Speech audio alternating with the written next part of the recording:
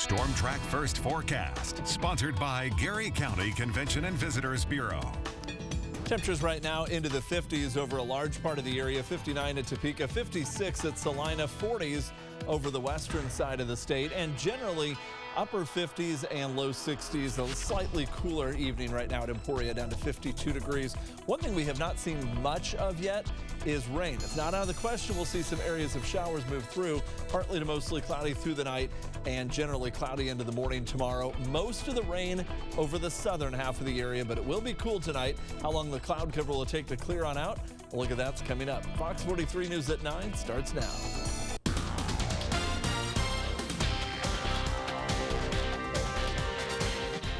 Now at 9, a new distillery is cranking out hand sanitizer before they've even had the chance to make their first cocktail. We take a look at how they're stepping up to help.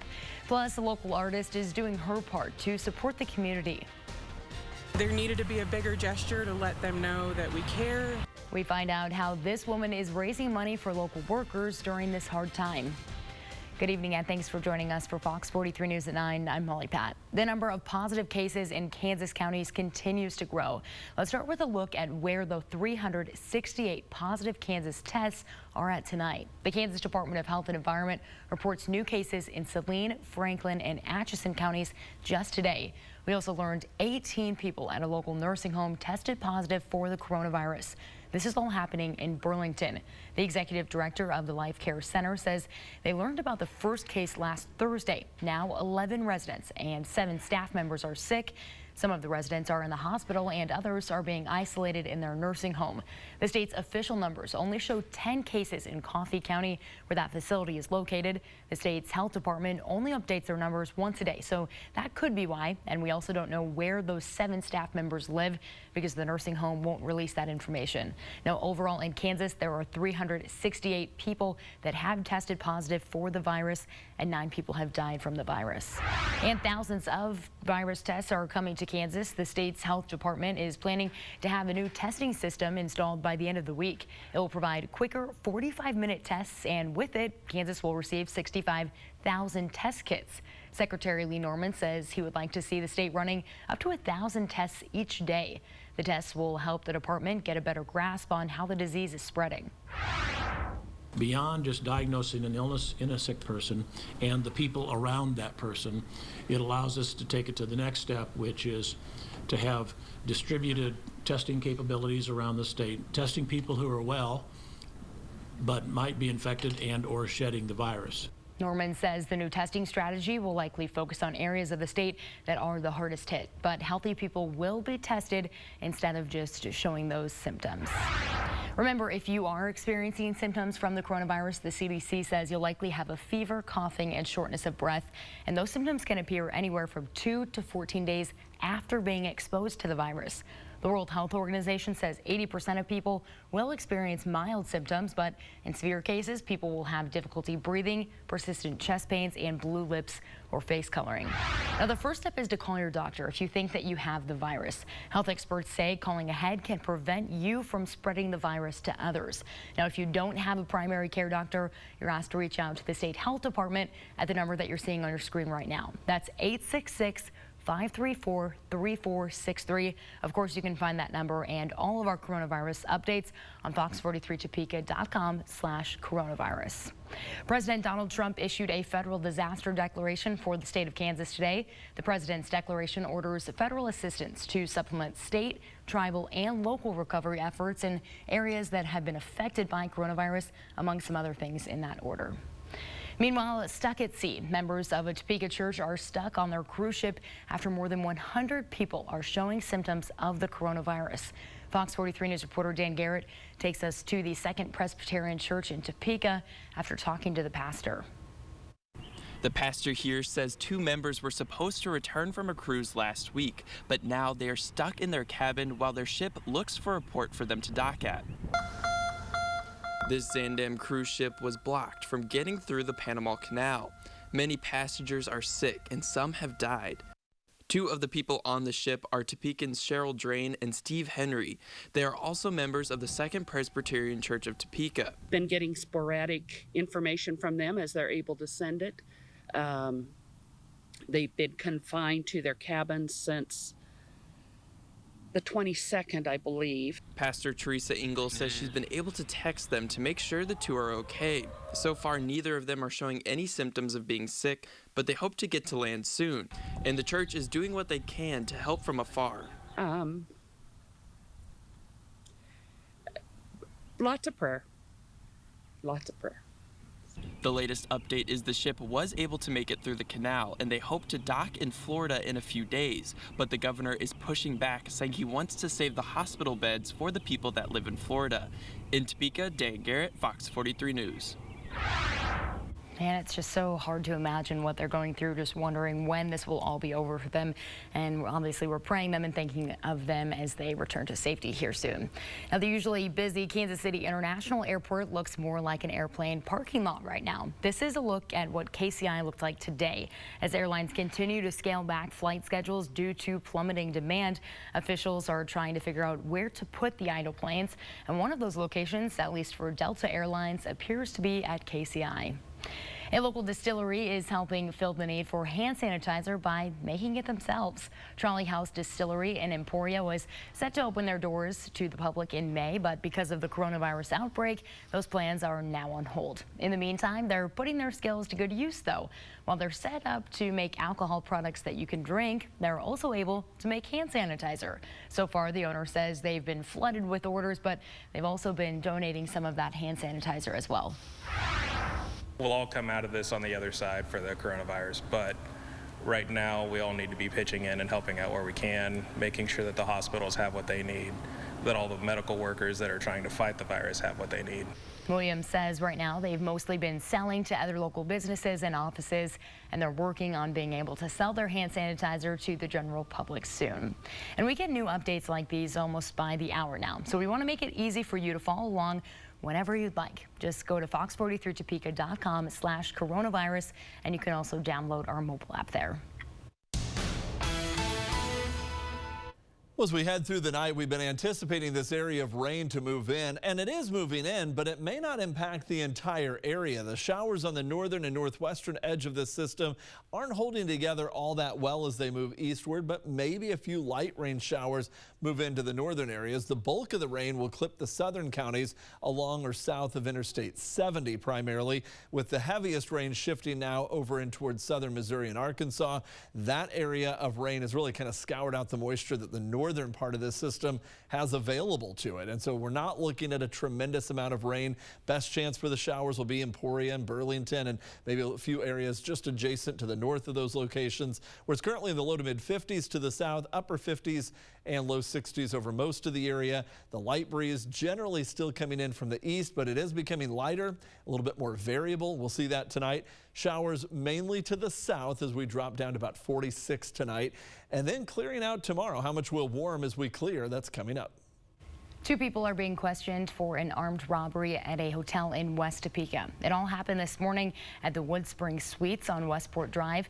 Police say someone reported being robbed at gunpoint. Police later found 2 people matching descriptions of the robbers and took them in for questioning. But so far, no arrests have been made. And we continue our coronavirus coverage. Local school buses are running, but this time they're not picking up or dropping off students. Reporter Jake Kaufman shows us how Topeka Public Schools are using them for a very different purpose. Many kids rely on school to get their food. Now, Topeka Public Schools are making sure that that happens by having buses go through neighborhoods and stopping at bus stops so those kids can not only just get their lunch, but their breakfast for tomorrow. Topeka Public Schools are dispatching 21 buses a day to deliver sack lunches to any kid who needs one. We delivered buses all around the county. It was really kind of exciting, kind of like an ice cream truck that goes through the neighborhood, and kids running to the bus and getting their lunch. 2 paraprofessionals are put on each bus to hand out food. Each pair is screened and required to wear gloves and other protective wear so families don't have to worry.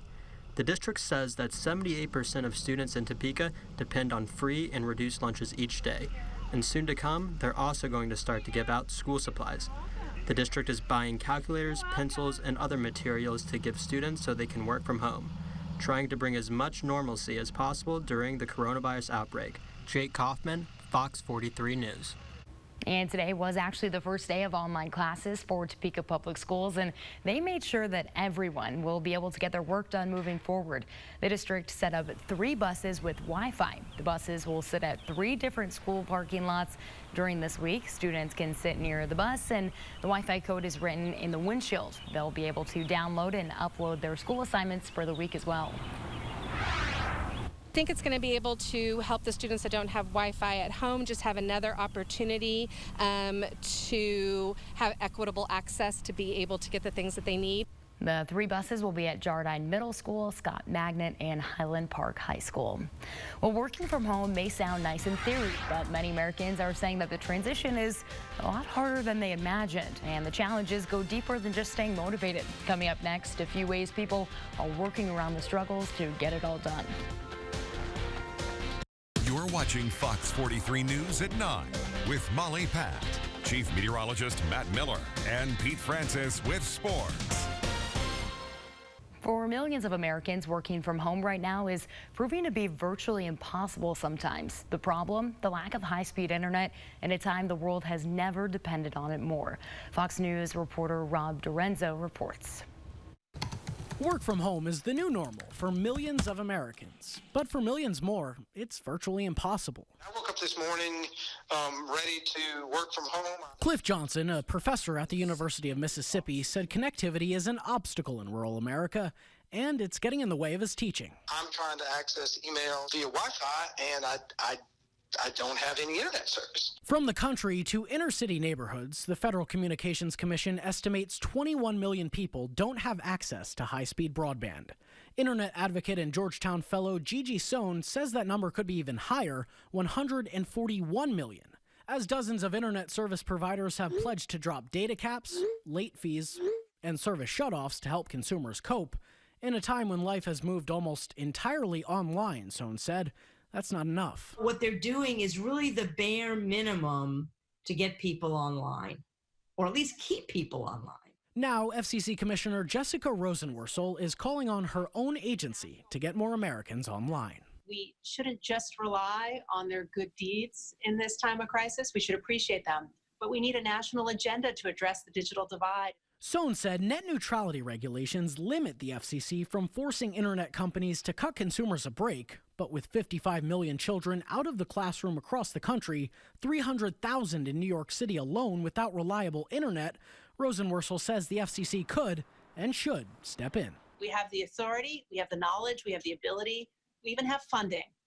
It's really important that we act fast because this crisis is going to hit so many students in so many homes. In the meantime, for Professor Johnson's course at Ole Miss meeting online, every class is a struggle. We're going to be completely reliant on this internet service that is unpredictable at best. And with so many people online at once right now, working, learning, streaming, and video conferencing, there's a growing possibility that broadband service in some areas could get even worse in the coming weeks. Rob DiRienzo, Fox News.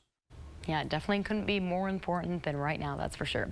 A local woman gets a birthday surprise, but it's not your typical celebration because of social distancing and stay-at-home orders. Still ahead, how her neighborhood isn't letting coronavirus stop them from making her feel special.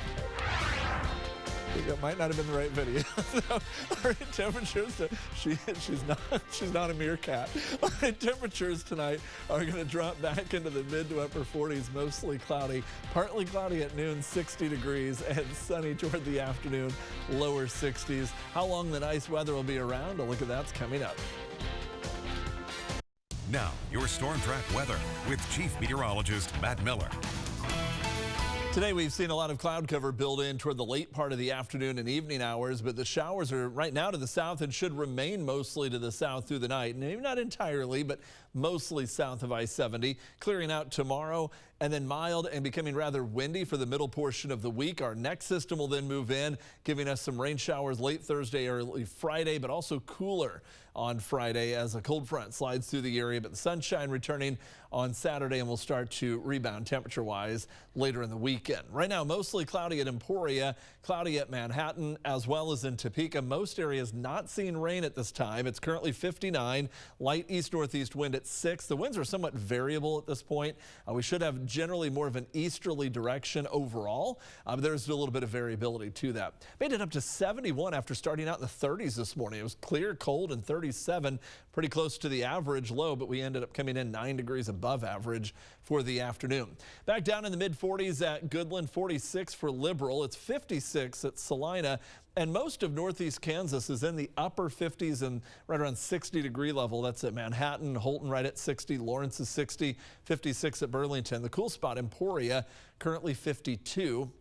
The winds are somewhat becoming variable toward morning, although very light. The direction is almost irrelevant by the late part of the night because the speed of the wind will become so light, 5 miles per hour or less, and kind of wobbles around. But gradually toward the late part of the day, the winds will go from north to more of a west direction by afternoon, and then they start to pick up as we head through the daytime on Wednesday. This is when the southerly winds will really kick in, strengthening at times up to 20, 25 miles per hour. So that strengthening southerly wind will be what's in place as we head into the middle part of the week. Right now we've got one system passing us by mainly to the south, southern and southeastern Kansas getting the bulk of the rain. You will notice a good amount of rain over the western side of the state, but that's not making much progress to the east, and we don't expect to see a whole lot of push out of that. Once this system clears by, we actually go through a fairly quiet weather pattern until the next system starts to move in, and that'll be impacting us later in the week. So a lot of clouds tonight.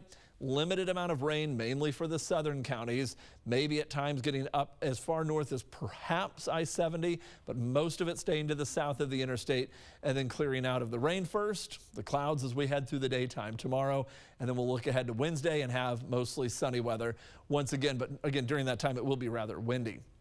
Tonight, we're dropping back to a low 46. The rain stays mainly to the south and a light and variable wind, 5 miles per hour or less most of the night. Then we're looking at a high tomorrow of 62, maybe a few spots up into the low to mid 60s if we can get rid of the cloud cover early enough. Any clouds would be early and then sunny conditions in the afternoon. Showers would be prior to daybreak, and then after that, mainly just the clouds scattered around.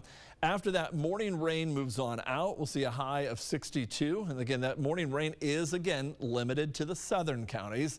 70 for the high on Wednesday, but a little windy. And then we look for that rain chance late Thursday or Thursday night into early Friday. Much cooler over the Friday, Saturday time period with highs into the mid 50s, overnight lows into the 30s over the weekend before warming up a little bit early next week. Well, a local artist is using her talents for good. Fox 43 News reporter Kelly Peltier shows us how she's helping people in the community that have been affected by the coronavirus pandemic. Jennifer Goetz made a graphic design on her computer as a way to deal with stress right now. Originally, she was just sharing it on her social media sites with friends, but now it's raising money for restaurant workers in Topeka. Goetz partnered with Trade Post Tees in Topeka to create a t-shirt. The design represents the state motto for Kansas, ad astra per aspera. It means to the stars through difficulty. Goetz wants the design to encourage people that we will get through this pandemic together. The money raised from the t-shirt sales will be donated to restaurant workers in Topeka. A lot of those folks are my friends. I care about them. I want them to stay here when this is all done. And there needed to be a bigger gesture to let them know that we care. People across the world are buying the shirt. She says they just received an order from Italy. In Topeka, Kelly Peltier, Fox 43 News. And you can buy one of those shirts for $25. And of course, we have a link to that if you would like to do that on our website at fox43topeka.com. And we'll be right back after this break for one final story for you. Well, hundreds of people are having to get creative with celebrations to follow social distancing and stay-at-home orders, so the options are pretty limited for what you can do. And that's the case today for Betty Selvage, who is celebrating her 87th birthday, but the neighbors in her cul-de-sac wanted to make sure that her day didn't go unnoticed. So they had a giant banner waiting for her and, of course, sang her happy birthday outside of her house. Betty says she thought that it was just going to be a day. This year, her birthday was going to be spent inside, but the love her neighbors showed is more than she ever imagined. We've always been really close. Yeah, it's a real close neighborhood. Yeah. Yeah. They will do anything for you, or I would do anything for them. Yeah, it's very, very close. And Betty's neighbors hope that they can take her out to lunch very soon when all of this clears up. And let's check in with Matt for one final check of the weather to see if tomorrow is going to be as nice as it was today. I think as the day goes on, it will be. One thing that'll be really nice tomorrow is that we're really not going to have all that much wind. Now, we will have the cloud cover around and the AM rain. Read that as middle of the night, but technically Tuesday morning. It's going to be really early. I think the rain will be done by the time the sun comes up. The clouds may not be gone that early, but as the day goes on, the cloud cover will break apart. We'll see a high of 62. And then looking ahead to Wednesday, the wind really picks up with light and variable wind on Tuesday, strong southerly winds on Wednesday with a high near 70. And then our next system comes in, should have a pretty good day out ahead of it on Thursday before the rain arrives late, and then some cooler weather ahead for Friday and Saturday as high temperatures come back down into the middle 50s. More noticeable, though, is once we get into Friday night, Saturday morning, and again into Sunday morning, morning temperatures will be back down into the 30s before we start to rebound a little bit heading into the tail end of the weekend and early next week as well.